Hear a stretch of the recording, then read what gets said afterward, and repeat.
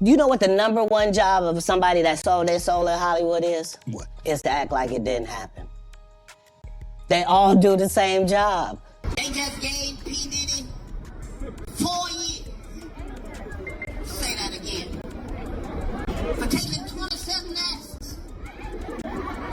4 years.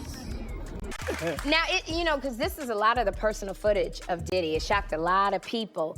And I know, 50, the way you run, this cannot be all that you have. Is there other stuff that you just have not shown? Yeah, well, everything couldn't make the... It was 4 episodes. Right. So it was a lot. You had to pick and choose things. Like, even in an area where he chooses to date people who he knows previously dated someone.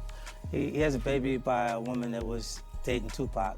Wow. To add to it, but we had to cut it down so he could. For time. Katt Williams just dropped bombshells on 50 Cent's Diddy documentary Sean Combs, The Reckoning.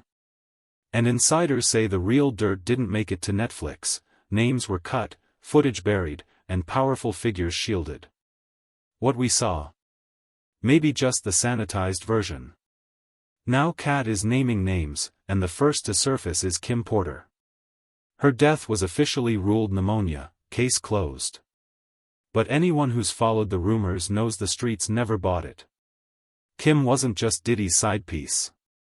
She was the mother of his children, fully embedded in his world, privy to the darkest secrets. Some whispers claim she didn't just attend the infamous parties, she helped organize them. But being that close cuts both ways. Allegedly, Kim may have uncovered truths that went far beyond business or pleasure, putting her in a dangerous position.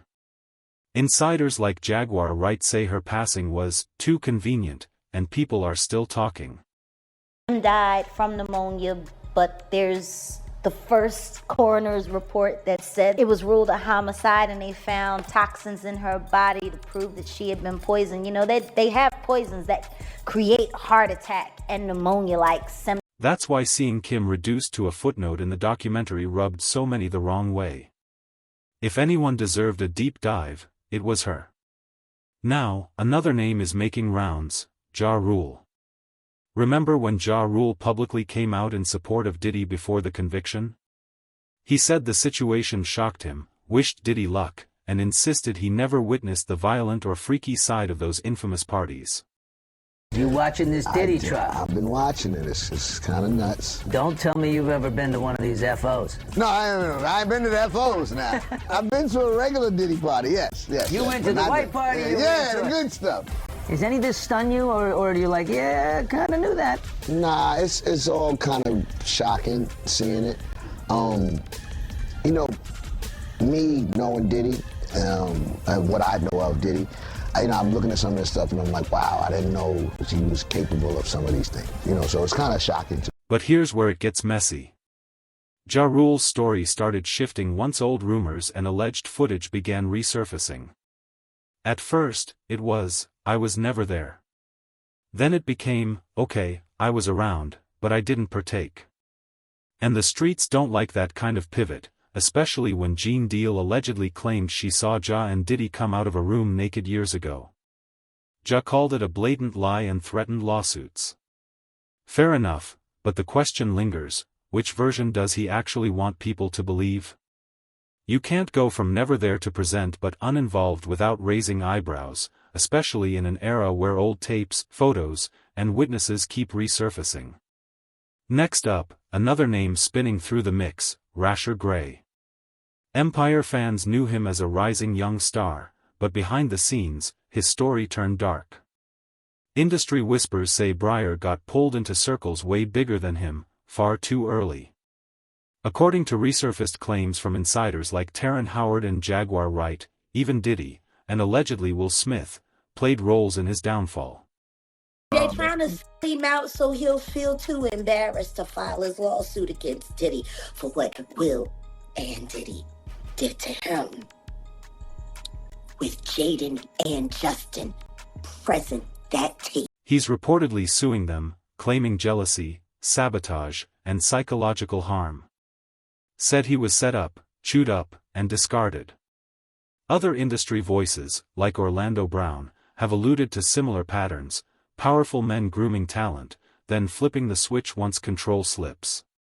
None of that made the documentary. Not a word. And that silence? It speaks volumes. Now, another name is circling the block, the notorious B.I.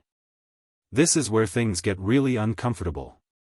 One of Diddy's former bodyguards, Uncle Ron, made explosive claims before his own mysterious death. He straight up said Diddy and Jay-Z wanted Biggie gone, not East Coast versus West Coast, but power, publishing, and control. Jay-Z and Puffy wanted Biggie killed. Bottom line. You don't have to believe me, believe the fact. Ron claimed Jay-Z wanted Biggie out so he could step into that top spot. And Diddy, according to Ron and Gene Deal, had even more reason. Biggie was allegedly planning to leave Bad Boy, and take his publishing with him. That's a major problem when money and control are on the line. You would get 100 people in the room, and out of the 100 people, probably 3 would say it was all right for Big to be in LA. 97% of those people would say he had no business in LA at that time. We all knew that. Why would Puff rent studio time? Come on, man, look. You gotta look at what people do, man.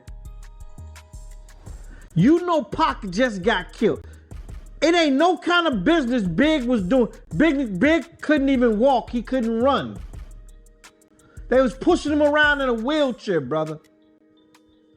Why the hell would you rent studio time at LA for him to finish your album when you got your own studio, Daddy's house? Let's keep it a buck. Let's stop this bullshit, man. Ron went even further, claiming Diddy offered him $30,000 to take Biggie out just days before the murder. I was offered $30,000 to perform a hit on Biggie Smalls. Biggie should have never been in California to promote an album with a broken fibula bone. His own studio in New York. And whether people believe it or not, one fact remains: did Diddy own Biggie's publishing rights up until 2023?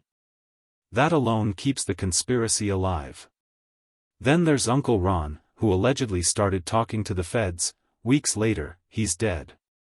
TikTok comments wiped clean. Not proof, but enough to make people ask questions. The documentary barely touched any of this.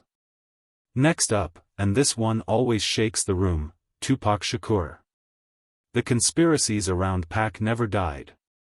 50 Cent has been pouring gasoline on that fire for years. Back in 2006, he openly claimed Diddy had something to do with Pac's death in a diss track, The Bomb. He rapped, "Who shot Biggie Smalls? We don't get them. They're going to kill us all. Man, Puffy knows who did it." Tupac himself wasn't shy either. In a 1995 Vibe interview, Pac said he believed Diddy was connected to the shooting that nearly killed him in New York. His words, not internet rumors. So do you think Puffy was involved in the shooting? Only they can answer that question. I have my own opinion, but I wouldn't slander their name like they did mine. I wouldn't say things that I knew. You know what I mean?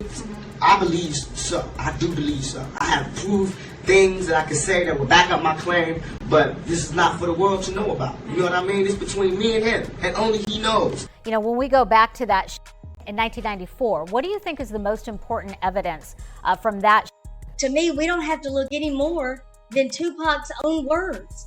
He said when he got to the studio that night in 1994, Sean Combs and his entourage would not look at him. Fast forward to after Pac's death in Vegas, and you've got Keith D. arrested in 2023 for Pac's takeout, with claims swirling that Diddy once put up $1 million bounty. The rumor goes that after Pac was killed, Puffy allegedly gave Zip $1 million meant to be delivered, but Zip supposedly kept it for himself.